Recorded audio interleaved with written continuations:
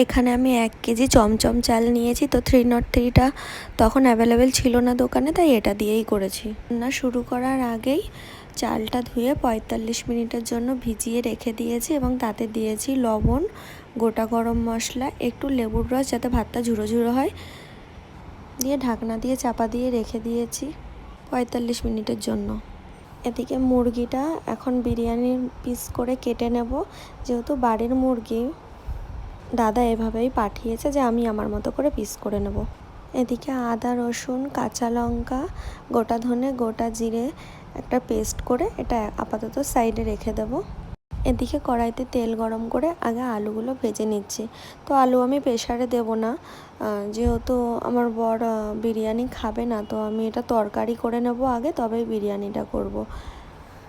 মাংসের তরকারিটা আমি একদমই আলাদাভাবেই করছি। চিকেনটা পিস করা হয়ে গেছে। এখন এতে একটু লেবুর রস দেব, আর দেবো লবণ, হলুদ আর কাশ্মীরি লঙ্কার গুঁড়ো দিয়ে আদা রসুনের যে পেস্টটা ছিল সেই পেস্টটা দিয়ে ভালো করে মাখিয়ে আমি এটাকে এখন 1-1.5 ঘন্টার মতো ম্যারিনেট করে রেখে দেবো। ও সরি, আরেকটা জিনিস মিস করে গেছি। এটাতে আমি অল্প একটুখানি মানে সামান্য পরিমাণ আতরও দিয়েছিলাম, আর দিয়েছিলাম একটু সর্ষের তেল। তোমরা কে কে এভাবে ঘরে বিরিয়ানি করে খেতে ভালোবাসো? তো আমার হাতের এই বিরিয়ানিটা না আমার ফ্যামিলির সবাই ভালো খায়, কিন্তু আমি যেহেতু নিজে বানাই তো আমার না ঠিক পোষায় না। আমার মনে হয় কি দোকানের বিরিয়ানি বেশি ভালো লাগে, কিন্তু আমাদের বাড়ির সবাই এই বিরিয়ানিটা খুবই ভালো খায় আমার হাতের। তো এখন তরকারিটা বসাবো, তাই এখানে একটু গোটা গরম মশলা নিয়ে নিয়েছি, আর এখানে যে স্টার অনিয়ন হয় না সেটার থেকেও 2 টুকরো নিয়েছি, আর এদিকে তেজপাতা আর নিয়েছি শুকনো লঙ্কা। তো সর্ষের তেল গরম করে সেইটা এখন ফোড়নে দেব, আর দেব পেঁয়াজ। তো পেঁয়াজটা ভাজা ভাজা হয়ে গেলে মশলার দিয়ে যে চিকেনটা মাখিয়ে রেখেছিলাম এখন সেটা দিয়ে প্রায় 45 মিনিট কি 40 মিনিট মতন শুধু কষবো, যেহেতু পিসগুলো একটু বড় বড় আর আমি প্রেসারে দিচ্ছি না, তো একটু ভালো করে কষতে হবে যাতে সেদ্ধ হয়ে আসে। কিন্তু ঢাকনা দিয়েই আমি কষছিলাম, কিন্তু কেন জানি না চিকেন থেকে একটু জল ছাড়লো না। ভেবেছিলাম একটু যদি জল ছাড়তো তাহলে কষানোটা হয়তো আরেকটু ভালো হতো। আর এই মুরগিটা না অনেকটাই বড় ছিল, প্রায় 3.5 কেজি বা 4 কেজির কাছাকাছি। তো এত বড় মানে মুরগিটা অনেক দিনের আর অনেকটা বড় হয়ে গেছে, তো এই কারণে না চিকেনটাও কেমন একটা মানে সফট ছিল না। অনেকটা সেদ্ধ করে করেছি, তাও কেমন যেন একটা ছিবড়া ছিবড়া টাইপের ছিল।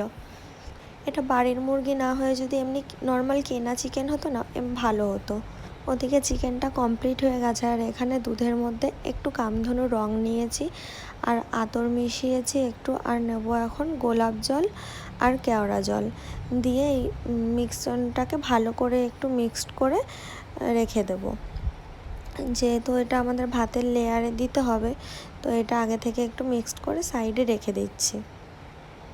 তো এদিকে আমার ভাত কমপ্লিট হয়ে গেছে, আর এখন আমি লেয়ারগুলো দেব। তো ভাতে প্রথমে কিছু ভাত দিয়েছি, দিয়ে চিকেন দিয়েছি, আলু দিয়েছি, আর দিয়েছি এভারেস্টের বিরিয়ানি মশলাটা।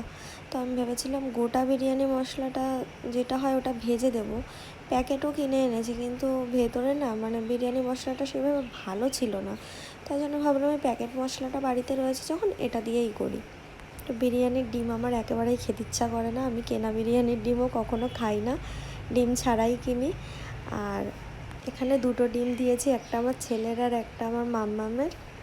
আর উপর থেকে একটু ঘি ছড়িয়ে ময়দা দিয়ে উপর দিয়ে একটা লেয়ার দিয়ে ঢাকনাটা ভালো করে চেপে দিয়েছি যাতে ভেতরের হাওয়াটা বাইরে না বেরোতে পারে।